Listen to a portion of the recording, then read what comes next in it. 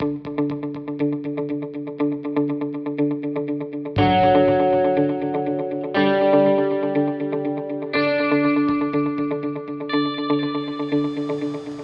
welcome to another episode of Hill Phoenix Tech Tip. My name is Rusty Walker. We're in beautiful Richmond, Virginia, inside the Hill Phoenix Case Division warehouse. And today what we want to do is we want to learn how to set the circuit setter or balancing valve inside of a case. So today what we have here is we have a 8-foot 05DM case typically set up for a secondary system. And what we're going to do is we're going to set this. And the reason this is so important to set this properly is that we've got to set the flow rate in order to achieve the proper temperature. Every one of our cases has been designed for a specific flow rate. And those flow rates can be found on the technical data sheet or on the legends, and we'll talk about that a little bit later. But right now, let's talk about the makeup of the valve. The valve, the Torr & Anderson valve here, as you can see, is a flow valve, kind of a metering device, if you will, to set up our flow. And as we can see here, we have the flow coming from here, in here. The valve is going to be located on the return side of the system so that we can fully fill that coil full of fluid. As you can see, as we look at the valve, there is no arrows located on the valve. So we need to have an indication of what direction the flow goes through. The easiest way to look at that, as I look at the valve, I can see this slanted handle where the gate comes into or against the flow. So the flow comes into here and flows into the handle. All right, now some of the other things to notice, as you can see at the top of the valve, there's numbers on this valve. These numbers are going to correlate to a hand wheel that we'll learn and use later on, and that's going to set our GPM and let us know exactly what our GPM is. All right, now a couple other things that we need to know about this valve. Prior to setting this valve, what we're going to want to do is we're going to want to zero the valve out so that when we open it up and set it at the proper numbers, we know those numbers are properly set. First thing we want to do is close the valve all the way. What we should see is 0, 0. If we don't see 0, 0, then what we have to do is reach over and pull the top of the valve off. Then if we look on the inside of the valve, we can see some serrated teeth. And so then we're going to take these teeth and we're going to rotate these numbers until those numbers equal 0, 0. So now when I go ahead and go to set the flow rate and get the proper GPMs or gallons per minute of the valve, I know those valves will properly correlate to my hand wheel. Now that we've got the valve set to the proper GPM, what we want to do is we want to lock this valve down. And in order for us to do this, there's two ways we can do this. Number one, we'll take our 3mm. We're going to take a 3mm Allen wrench. The 3mm Allen wrench is good from the balancing valves from 1/2 inch all the way up to 2. Of course, if I go from 2.5 to 6, I'm going to use a 5mm Allen wrench. Now, I take this Allen wrench and I can set it through the center of the valve, and I'm going to rotate this clockwise. Now, I'm going to continue to rotate it until it stops, until it's the stem is locked in place. Now, what I've just done is I've locked this valve to 2 GPM. So if an associate or someone needs to work on the case or close the case and I need to close the valve, I can rotate this and I can shut the valve completely off, stopping the flow if necessary. But then when I get ready to open the case back up and reestablish the flow, I don't have to go through the process that we just did to set this, because now when I open the valve up, the valve will stop at 2 GPMs or 1.0 on our handle. All right, now before we set the balancing valve, we actually have to know what the GPM is in order to set the balancing valve properly. So the GPM typically can be found on the legend, or we can go to the Hill Phoenix website and we can download our technical reference sheet.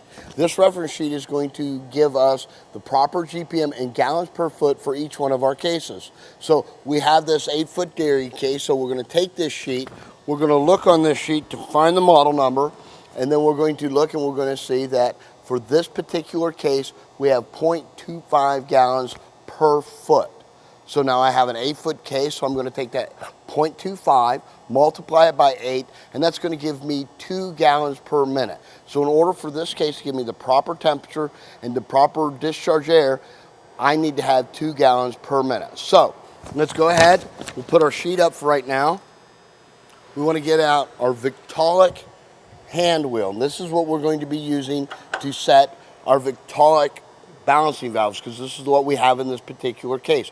We need to remember to make sure our hand wheel matches our manufactured valve itself. So we notice that we have a 3/4 inch valve. That's what we have in the case. So we're going to take our hand wheel, and I want to know, we notice that on the top, regardless of manufacturer, on the top it says gallons per minute. So I'm going to take this gallons per minute, and my gallons per minute on this particular case is at 2. So now I take the 10-foot associated line, and our cases have been tested, so we know in these particular cases that this line is going to represent our flow rate.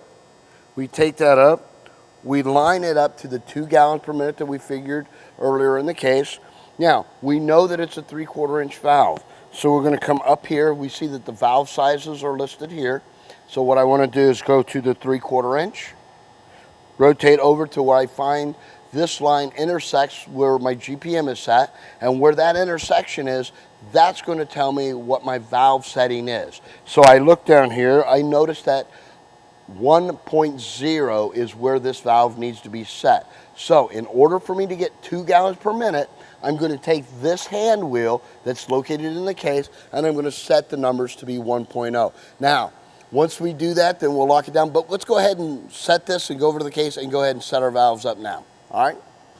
Now that we've determined from the legend that our flow rate is going to be at 2 GPM, and then we've taken that information from the legend and we've taken it over to the hand wheel, and we've used the hand wheel to calculate our valve setting, what we want to do is 2 GPM, we use the hand wheel, we're at 1.0 on our hand wheel, so what we want to do, we're on our balancing valve, so what we want to do is we want to set this at 1.0. But before we get in there to set this, first let's go ahead and de-energize our fans.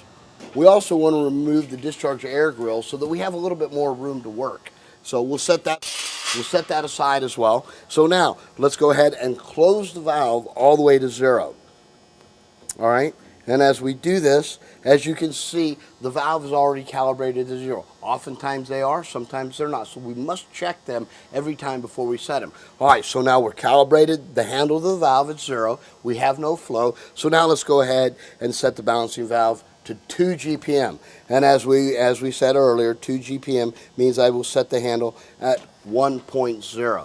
Now, one of the things that we talked about is we want to make sure that if somebody comes along, they need to service this case or whatever reason, an associate may come close this valve accidentally, then open up, that when they open it back up, it stops at 1.0. But we want to be able to close it for service. So let's go ahead, take our Allen wrench, set it through here. Remember to stick it in the center of the hole. I'm going to turn this clockwise until it stops. Now once it stops, I know this valve has been locked. Go ahead and close it all the way back. The valve's set at 0, 0. The valve is completely closed. We're at 0 flow. And so now we can do our service or whatever we need to do to this case. So now we're done with our service. We want to open it up. But remember, we want that 2 GPMs. Let's see what happened when we set that Allen wrench. I'm going to rotate it all the way counterclockwise until it stops. Notice that it stops at 1.0. So now I've set this and locked this down at 2 gallons per minute. So we're ready, we're finished with this one, we're done, and now we're ready to move on to the next case.